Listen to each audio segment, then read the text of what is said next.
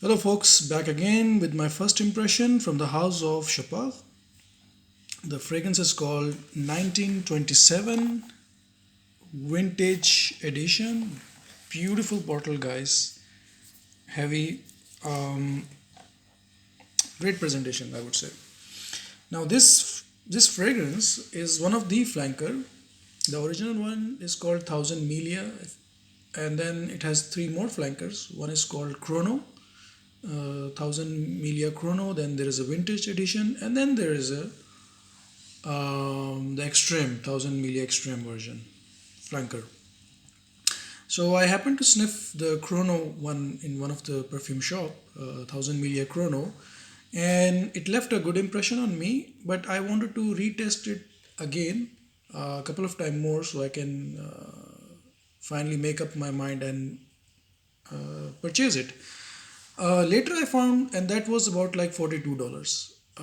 And later I find out this vintage edition version online for $30. So I did my math and I extended my research, and I find out this has more praise online, and people have stated that this is the best among all the flankers. This is the best creation ever done in this line, talking about 1000 milia. Um, so my first impression with this fragrance, usually what happens is when you do your first impression, you your brain started to relate the fragrance, resonate the fragrance. It's something you have sniffed in your past, or something you have sniffed, or something you have already in your collection. Your first impression will take your brain will take you to different journeys, which is very interesting, by the way.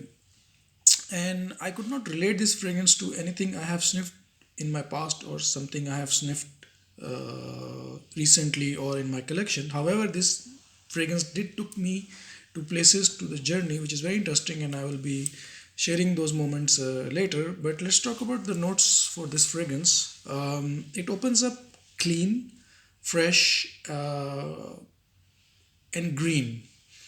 I would not say clean, actually fresh and green, which is coming from lavender and green notes and juniper leaves, I believe. One of the reviewers said that there is a effervescent, the sparkling vibe to it, like coming from Coca-Cola. I don't see a sparkling vibe in the top note because I have sniffed some fragrance which has that sparkling vibe, like a bubbles coming out.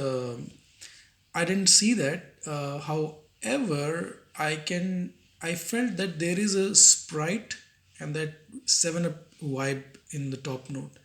Now, don't get me wrong that this smells like a Sprite or Seven Up. No, I'm referring to only the top note, and then in the middle, and that's very hint of it slightly.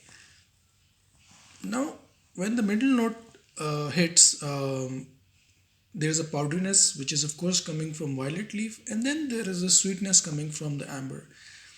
Then comes your asphalt and other things. Now, I was not able to pick up asphalt. I was able to pick little hints of leather. And most strange part of this fragrance is, now I'm not sure that whole combination or is just asphalt or leather, and there is some strange combination which makes this fragrance slightly smoky, incensey. It seems like there is a oud in it. Um, Now let's talk about the journey. What do I feel from this fragrance? The first word comes to my mind is Middle East. If you happen to visit Qatar, if you happen to visit Dubai or Kuwait, if you happen to visit, this fragrance has transported me to their local markets. I'm not talking about the malls. I'm talking about the local markets where the shopkeepers are drinking their tea. This kind of vibe I immediately got, and then later I developed special after having that effect of smokiness, that oud thing. I imagine a guy, a local guy, a Middle Eastern local guy, like the sheikhs or rich guy who's wearing his local dress. He's stepping out of his luxurious car. These kind of guys, I see this kind of fragrance they are wearing. Now, usually they wear something which is very heavy hitter, like rose and a heavy oud based fragrance. Definitely, there is no rose in this fragrance. However, like I mentioned before, there's effect of oud is coming from this fragrance. I would say, guys, this is a top-notch fragrance, hands down. I mean, the perfumer Bruno Jovanovic did a splendid job, man. What a creation, man! This fragrance seems like no joke, guys. It's not a Mickey Mouse. This is one hell of a creation. I mean, I can see the retail price is about like $50-$60 for sure.